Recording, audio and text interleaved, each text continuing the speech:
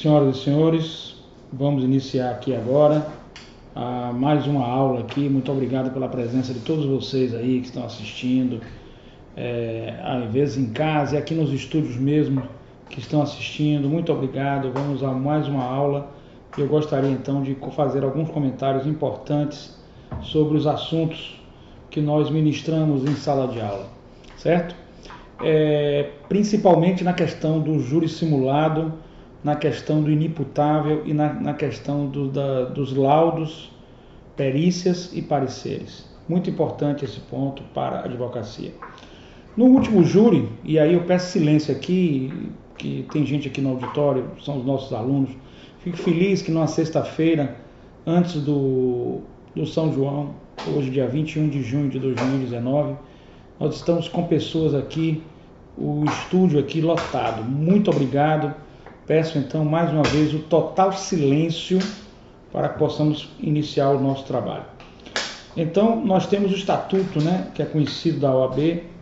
E antes eu gostaria de falar, eu estava falando, me perdoe, eu gostaria de falar sobre essa questão do que foi o nosso júri simulado. E no nosso júri simulado, nós tivemos uma dúvida que foi gerada, que foi suscitada. Eu deixei o júri desenvolver. Por quê? Porque a partir do momento que o júri se desenvolve, o aluno, mesmo errando, ele está aprendendo. É muito importante que, mesmo errando, ele esteja aprendendo. Então, na realidade, o que aconteceu? Aconteceu que nós fizemos uma participação no júri em que os nossos alunos simplesmente não entenderam o grau e importância do que vem a ser uma perícia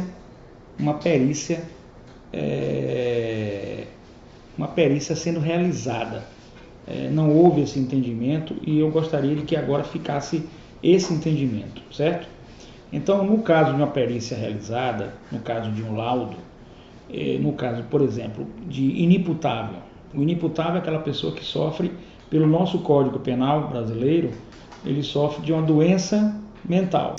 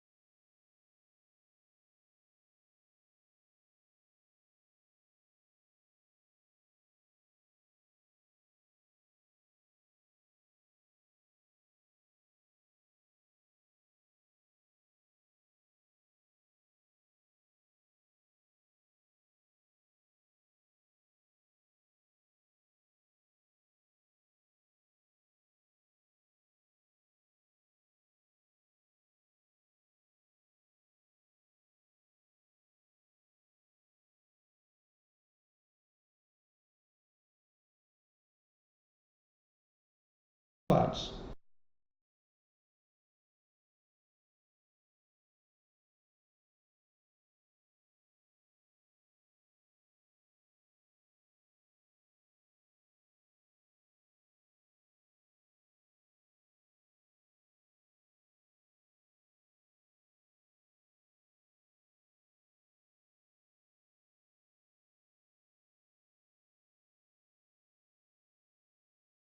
Certo?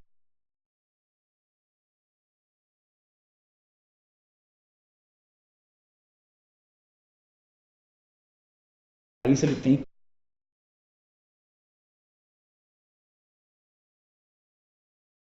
poderá, assistente técnico,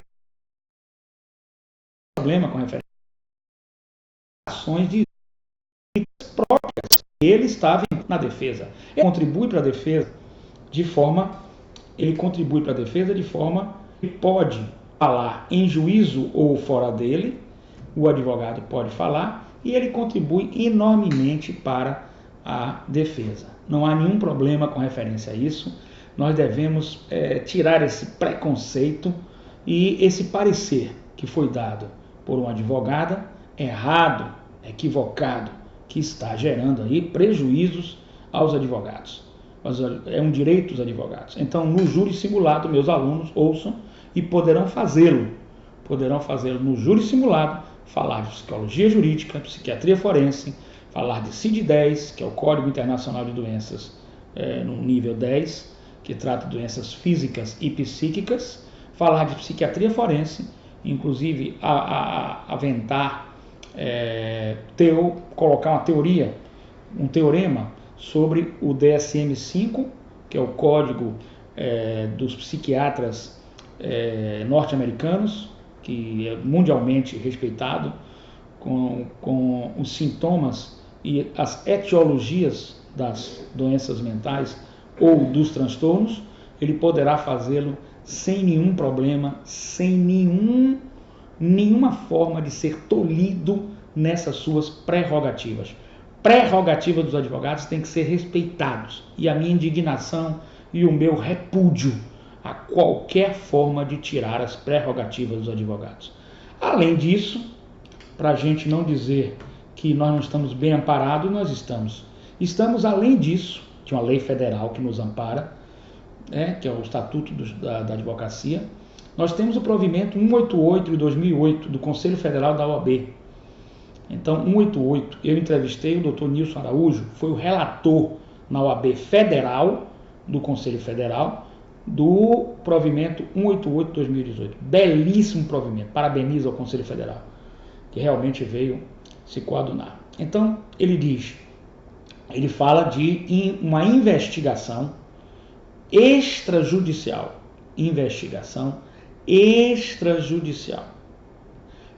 Chamada defensiva. Ou seja, a defesa pode fazer a investigação. E a investigação não é só a investigação no sentido da palavra investigação policial. Eu estou falando de investigação no sentido acadêmico, de pesquisas, de estudos, de teoremas. E assim foi o divisor de águas, que foi o julgamento do caso dos Nardoni. Os Nardoni foram julgados no tribunal do júri, onde tivemos na defesa vários tribunos. Alguns tribunos faziam a defesa jurídica, outros tribunos faziam defesa de perícias. Tivemos uma perita, uma advogada especializada, não é perita, uma advogada especializada em perícias de local. Tivemos uma advogada especializada em sangue, na questão do sangue. Enfim, poderemos ter um advogado especializado nas questões de engenharia para falar na tribuna. Se pode falar na tribuna, se pode fazer a consultoria, pode fazer a perícia opinativa, de opinião. Lógico que é uma perícia, que é um parecer da defesa, não tenha dúvida nenhuma. Com base, inclusive, poderá ter ou não com base nos assistentes técnicos, que são aí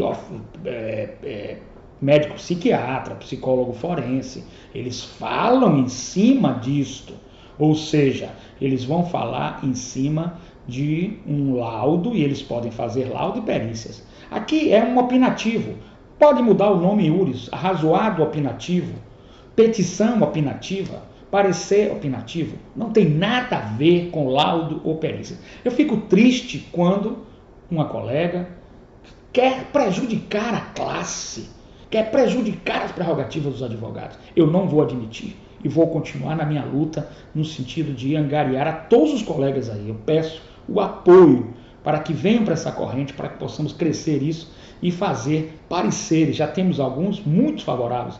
O Dr. Nilson Araújo fez um trabalho excelente, é o conselheiro da Ordem dos Advogados do Brasil, na esfera federal foi o relator do provimento número 188/2018. Vamos lá, o que diz o provimento. Compreende-se por investigação defensiva o complexo de atividade de natureza investigatória desenvolvido pelo advogado, com ou sem assistência, o artigo 1º, a OAB Federal, com ou sem assistência de consultor técnico ou outros profissionais legalmente habilitados. Não vou mais adiante, não preciso mais ir. O artigo 1º da OAB Federal é de uma clareza solar. E eu fico triste, vou tentar reverter esse parecer da doutora, que foi prejudicial à nossa classe. Foi contrário aos interesses da classe dos advogados. Feriu prerrogativa de advogado. Nós não podemos admitir isso. Não é? E nós não podemos deixar também que outras classes venham dar pareceres no nosso exercício profissional. Não é possível isso. Você não pode querer que um médico ou um órgão como o Conselho de Medicina, que nós temos maior respeito, evidentemente, venha dar um parecer, venha dar uma opinião sobre uma questão nossa jurídica. Isso não existe. Isso inexiste. Chega a ser um pouco até ridículo. Ou o Conselho de Psicologia, nós temos maior respeito pelas autarquias federais, assuntos relacionados a eles especificamente, nós vamos consultá-los. Mas nossos assuntos, não. Nossos assuntos são jurídicos. O artigo 1º, eu quero que vocês leiam, por favor, o provimento número 188/2018. Parabenizo o Dr. Nilson Araújo novamente. Compreende-se por investigação defensiva o complexo de atividades de natureza investigatória, desenvolvido pelo advogado, com ou sem assistência de consultor técnico ou outros profissionais legalmente habilitados. E ele vai mais longe no artigo 1º, é belíssimo. Só vou ler o artigo 1º, não precisa ler mais nada. Em qualquer fase da persecução penal, procedimento ou grau de jurisdição, visando a obtenção de elementos de prova destinados à constituição de acervo probatório lícito para a tutela de direitos do seu constituinte. Perfeito, impecável. Com isso, nós encerramos a nossa aula reiterando, eu faço a reiteração de que é possível sim o advogado escrever sobre a medicina psiquiátrica, da psiquiatria, medicina psiquiátrica, sobre a psicologia jurídica, na defesa dos interesses do seu constituinte. Fazendo a investigação. Quando eu falo investigação, não é só investigação policial. Estou falando investigação acadêmica. Fazendo a investigação acadêmica. Fazendo a incursão acadêmica, buscando opinativos próprios do advogado. E se você pensar bem, assim é o juiz, que não está adstrito ao laudo. O juiz não está adstrito ao laudo, nem às perícias do médico psiquiátrico. Ele tem um livre convencimento motivado. Ele pode utilizar aquela prova ou não. E se for um juiz estudioso e estudar a medicina psiquiátrica ou a psicologia forense, ou jurídica ou forense, ele poderá se valer desses estudos, dessas pesquisas, escrever na sua sentença. E assim também o parquê, o Ministério Público, tanto o juiz como o parquê tem plena competência para fazê-lo. Por que o advogado não teria de fazer na defesa? Eu lamento profundamente o parecer da colega.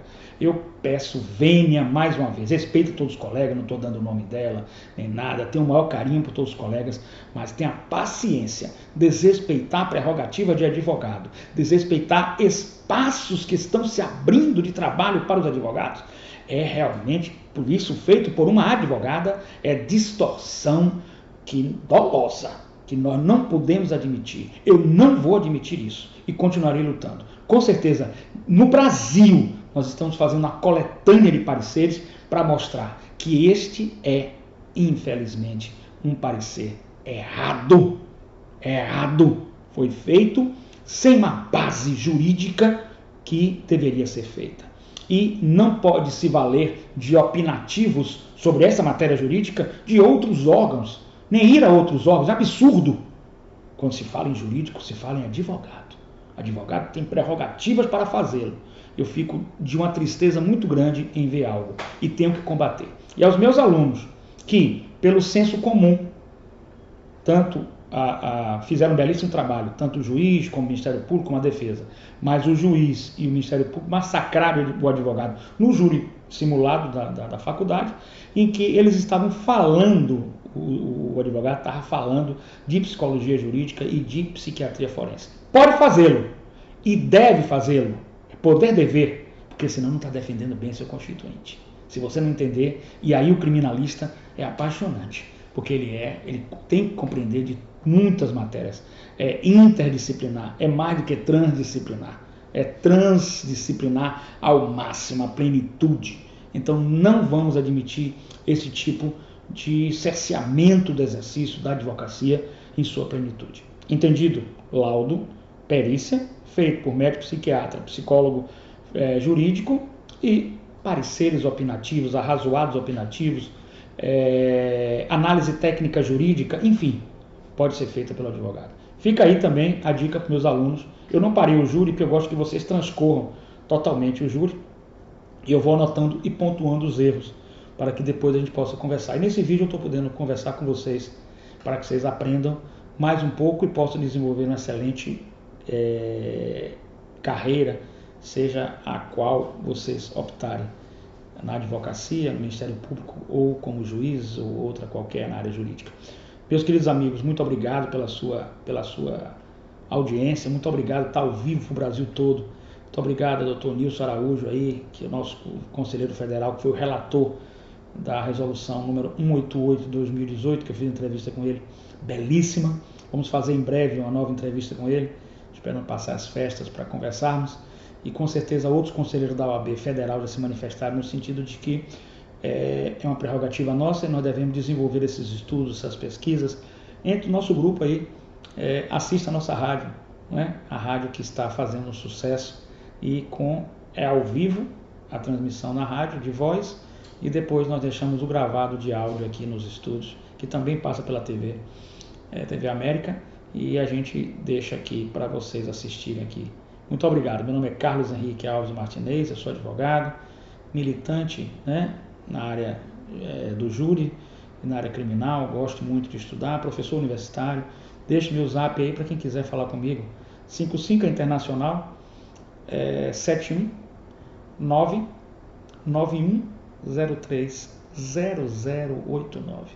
5571991030089. Muito obrigado, até o próximo programa. Fique conosco. Obrigado pela atenção. Boas festas juninas. Jesus Cristo abençoe.